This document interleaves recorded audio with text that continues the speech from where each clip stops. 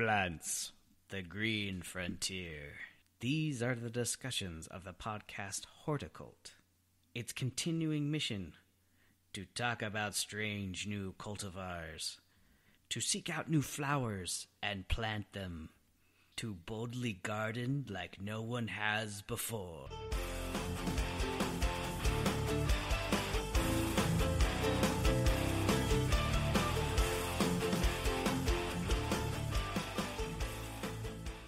What's up, everybody? This is Blaine from the Horticult. How y'all doing? So on this episode, me and Brad sit down and go over an article from Savvy Gardener on lilies. Oh, snap.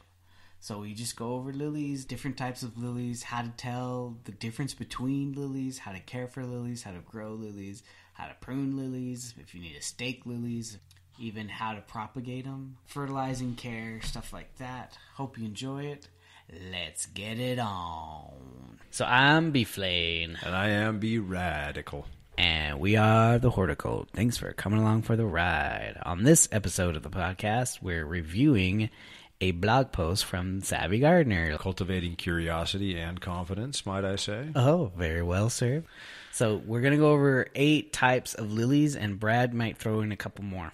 So that's the name of this article. So if you want to find this article, you can go to savvygardener.com, and in their, I think it's their ornamentals section, you can find this article. Mm-hmm.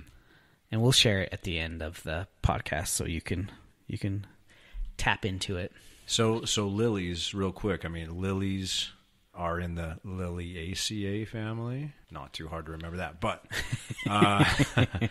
why would people be so interested in lilies who are not familiar with them already? I mean, obviously, if you know about lilies, you are drawn and gravitate towards them because of their massive amount of color. Why would you buy a lily? Like what? Oh, they're my wife's favorite plant. They're regal. They're really cool. I like daylilies, which is in a different class. Sure.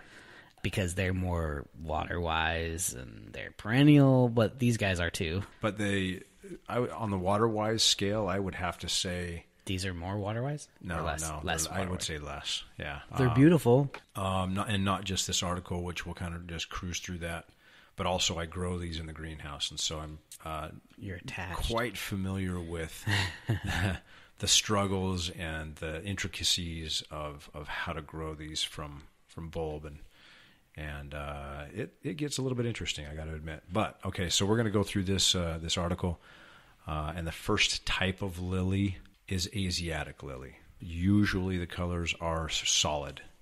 Once in a while you get a little bit of speckling in there, so some two-tone colors. And interestingly enough about Asiatic lilies they're not fragrant. So if you're visiting somebody else's garden and you're like, oh, I know that's a lily, or at least I think it is that Asiatic or is that Oriental or what is that exactly? Go smell it. Just make sure there's not a bee or a wasp or something in there collecting pollen. But yeah, so go smell it, and maybe you can help identify, impress your friends. Anyway, yeah, so Asiatics, they don't, there's no fragrance to them. They typically have a smaller inflorescence or just petals, flower. It's a little bit smaller in general. And then they are a favorite of deer and rabbit. So if you're trying to feed your forest critters, plant Asiatic lilies. Okay. They are a little bit shorter too. You don't have to stake them usually, which is kind of nice in the whole spectrum of lilies. Anyway, so then moving forward from Asiatics, then you jump into Oriental lilies, and these guys are amazing. The differences between these and Asiatics, Orientals are fragrant, very fragrant, in fact, and usually it's in the evening that you get that really strong, delicious fragrance. The difference other than the fragrancy? Like they look very similar? Okay, so they look similar in the way that the lily has the 6 petals and the all the flower parts are protruding. The stamen and pistil and everything, the same way. And in my mind, when I was a kid, No, and everything? No, Oriental lilies are much, much taller and usually need staking. Okay. They can grow between 2 and 5 feet tall. And so highly fragrant, 2 to 5 feet tall. They usually have these speckles, like freckles on their petals. Just these like beautiful, dainty little dots on the petals. That's another way. And they do kind of pendulate just a little bit more than your Asiatics. So they like lean? Just a tiny bit more, yeah. Depending on the hybrid. Man, super important. With Oriental lilies versus Asiatic, they are deer and rabbit resistant. So if you have issues with that, you know which one to plant. Okay, so moving forward. Then there's the trumpet lily. This is one very little experience with, but after looking at the article, it's a lot like the Oriental lily. It is fragrant, but it's like an Oriental lily on crack. It has many, many more flowers on it, 12 to 24 blooms on it. You can see kind of how those flowers pendulate down more. And this one, absolutely, I'd stake this thing. I mean, think of like the weight of the head of that, the top of that. Freaking nuts. You get a little bit of a wind and that thing would just like snap right off of the soil line. Then you move on down to Orient Pet lily. And that's basically an Oriental. And it's a little fancier. It's an Oriental and a trumpet lily crossed. Hybrid? Yes. Right. So how do you do that? Like how do you? They cross those two. So they rub them, isolate them, gather the seed. Boom. Is that the only way to be able to cross them? You grow the plant and the bulb forms. You could take that and clone it, the little eyes out of it, and clone it to get the genetics to stay the same. Yeah, for sure. So they cross that one. So that's an Orient Pet. And it's very similar to Oriental and trumpet. Cruise on down to the LA hybrid. That's what they call it, LA hybrid lily. This is, again, one that I'm not familiar with, but it's very, very similar to the Asiatic. The difference is like, okay, should I buy Asiatic or should I buy this LA hybrid? Sexier, more colorful, and boom. That's Asiatic. It. That's hilarious. More eye-popping than Asiatic. It's easier to grow, so it's I mean, if you want something to really pop, cost-wise, is it similar, or it's going to be more expensive? Between Asiatics and Orientals, you're going to pay more for an Oriental for sure. Turk's cap lilies. This is interesting because 25 years ago, in my mind, this was an Oriental lily. Clearly, it's been categorized as something different. So Turk's cap lily. Yeah, you can see it's flowers, its petals, its inflorescence curls back, and really exposes that the pistil and stamen, almost like spider legs, kind of curling back. But it's very interesting. But I believe it is a shoot off of the Oriental. And then number 7, Canada lilies. Beautiful, though. I mean, look at that. It looks like a leopard lily. Super duper freckles all over it. And in fact, the name is tiger lily. Technically, it's Canada lily. So Savvy Gardener is in Canada. So maybe they're just being. Oh, well, maybe. And that very well may be a native. So that's really cool. Easter lily. So the longiflorum lily. Longiflorum is technical. Easter lily. And everybody sees the Easter lily. It's that big white lily. You can't grow them as perennial here in Utah. So it's going to be more of an annual type. Its hardy plant survives winter temperatures as low as 20 degrees. So it should be. Should be fine. I have actually never ever seen them here in the Intermountain region as a perennial. So there must be another... a facet to that besides the cold. As far as like buying lilies for planting, how I would do it as a homeowner, I would plant the bulb in the ground, either late fall or in the springtime, knowing that it's perennial, the Orientals and the Asiatics, and potentially the hybrids thereof. They seem like they're relatively easy to grow. I've never grown this kind of variety of, like I told you, I do the daylilies. It's like Homercles or something. Oh, Hemerocallis. Yeah. Hemerocallis. Hemerocallis. Homercles cares none for these.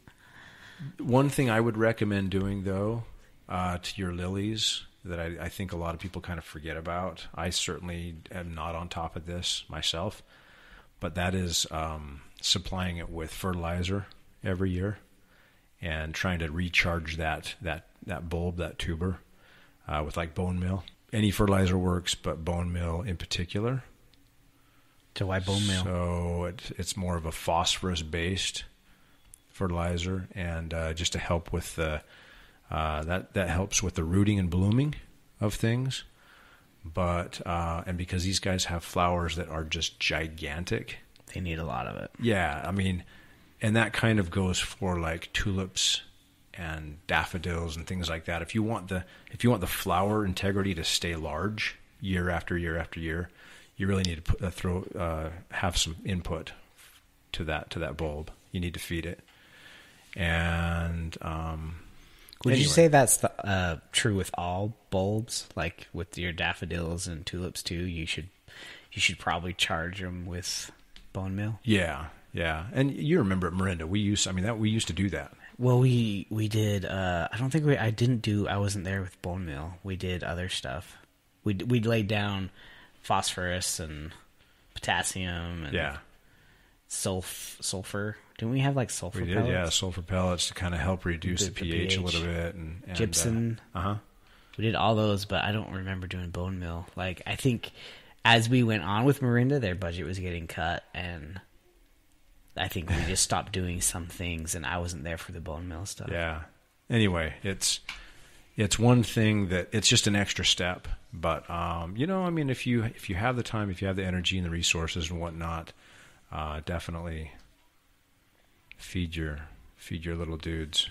A couple other lilies that came to mind as we were checking this out, and it may be similar to the Hemerocallis, the daylily, in the way that they're not technically true lilies, although I'm just going to throw them out here. So we've got the hosta lily. Oh, that counts as a lily. Yeah, it's a lily, full on. It's not maybe part of this traditional group and hybrid of lilies that we're talking about today, but hostas. So, and a lot of people grow those for the leaf because the inflorescence is quite small. Still beautiful, but not really grandote. Anyway, calla lily. The calla lily. So, and I bring this up because this is one that we grow in the greenhouse, and it is beautiful. Just the coloring is beautiful, how it unfurls, and it's like a cup vase shape flower. Intricacies of growing that on is very difficult to get the watering just right, but you can use it as an inside plant. I think you might be thinking of maybe the spathiphyllum. Is that the peace lily? The phylum, that white one with the callas. I think they use them for the funerals. Yes, they do. I've never seen them in a landscape. Well, here we go. We planted those at Marinda, right there in the courtyard 1 year, because it kind of is a tropical-ish, kind of gives you that tropical feel. I was a little bit nervous because I'm like, oh man, that's got to be a shade plant. You got to be careful. You got to baby it. Once it's in the landscape, though, full sun, full west exposure, and that thing just killed it. They did so well. Huh. They grew so well. I couldn't believe it. So they would be an annual. They don't come back. But if you wanted to use that in a really like special place in the landscape with your elephant ear and, just to give you that kind of cool tropical look. Calla lilies, good one. Another one, canna lily. So lilies in general, at least not my experience in the landscape, but then also in the greenhouse, for the most part, lilies in general, they want water. They want a lot of water. The majority, like 99% of the flower is just big chunk of water behind a few cells. But by saying that, you have to be so careful. The water management is so critical in like an enclosed environment, like a greenhouse, to where you don't want to overwater and then rot out that bulb. So good sharp drainage, water management is critical in the beginning. Once you get it out in the landscape, it's a completely different beast. And in fact, canna lilies, I've used those in my pond before as aquatic. So they can transition into that, which is pretty rad. Yeah, I'm sure there's more really good taste tester as far as like the lily group. I need to explore a little bit into the lily group, I think. Because how expensive are the calla lilies? Because that would be really cool. as like a... I mean, we kind of just... we talked about annuals being in pots. Uh-huh. I mean, you could totally hook that thing up in a pot. Totally. $7, $8, $9. Yeah, it's just right around for what you get for... I'm just trying to think. How much are like regular annual flats? I mean, could be like $15 for a flat or something, right? Yeah. And it doesn't last, so... Yeah. Well, and the other thing is, too, so when you're thinking annual... Well, okay, so you've got your perennial lilies, Oriental, Asiatic, Hosta. Those are perennial lilies. They flower for a short time. 3 weeks, 3-4 weeks maybe at best. The calla lily, that sucker goes all summer long, all the way until frost. Let's see, cannas. Oh, I guess they kind of... It'll die and they'll put another one out. They'll put another one out. And if you deadhead it... It'll spur that on. That's right. It will continue to then throw up more flowers. If you don't deadhead it, I think it will fade out and fizzle out, and it'll be like, nah, I'm creating my seed now. So if you keep cutting that reproductive stem out, then it will throw up more. Here's I'm thinking about if I don't deadhead my daffodils. If I don't deadhead my lilies, those are going to make seed heads. They're going to go down and they're going to try to produce. Does it make a big old thing, like the seeds? They can, yeah. See that? Some are viable, some are not. Oh, okay. Some are sterile. So that's where they get like a bulb. That's where the bulb forms, is on the top? No, that's going to be an underground portion. So it's kind of like, with cannas and or irises, they create those tubers. Yeah. Well, an iris didn't come from a tuber. It's Right. like the egg and the chicken. Like who came first? The chicken or the egg. So there's a seed that forms a tuber. There's a seed that forms a plant. At the end of the year, that plant has created a tuber under the soil. It's storing its sugars and starches to survive the next year. But then you can go in there and take cuttings or chunks off of that tuber, and now you have the genetics of that same plant. And you can create more, you can propagate more from that one chunk of tuber now a bulb, you really don't want to chop up the bulb, right? Right, But you can't divide it, but it makes little bulbs. Little baby bulbs. It makes little baby bulbs. It makes little baby bulbs. Yeah. That's so weird. Little bulblets. Yeah. So, and those are the propagules, and you can just use those, and you can create more. And that's going to be a good horticulture lesson for your kids someday. One day. Yeah. So maybe I won't deadhead my daffodils, and I want to see what happens. Or if I don't, like when they die, they're using the energy from the bulb to make the seeds. So will they not bloom as well next year if I let them go to seed? What you want to do once you're talking about daffodils, right? Yeah, well, we could talk about it. So yeah, daffodils. Lilies too. I mean, it applies to lilies. Kind of on the lily spectrum, but with daffodils for sure, after it's done flowering, take out that flowering stalk, leave the leaves to harness the sunlight. Yeah. And then it'll pack that bulb full of So that's starch. forming seeds at the end of that where the flower was, right? That's right, but... They're probably not viable. That's right. But it's using energy to make non-viable seeds. That's correct. So you want to nip that puppy off. Nipper in the bud. Okay, but Yeah. I wish they rebloomed.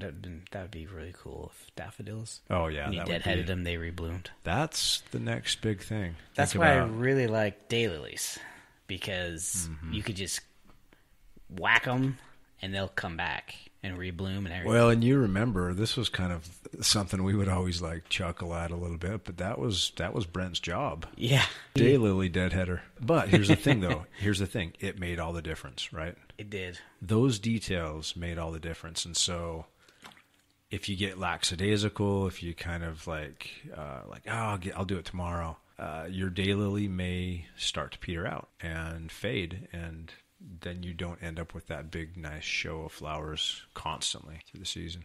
So, and it's, the same thing with roses. You remember the rose deadheading, same thing. You stop deadheading the roses, and guess what happens? Daylily guy. I was rose guy. Oh, you were the rose guy. I was a rose guy. I'd just go out there and deadhead roses. Those, the floribundas. Yeah. White floribunda roses all day. The old bundaboos, yeah. Every 3 weeks, I'd go through and prune them out. And they just kept on floriferous, go. I wouldn't hard prune them. I was just deadheading. Sure. But it's just a lot of effort keeping them from browning out.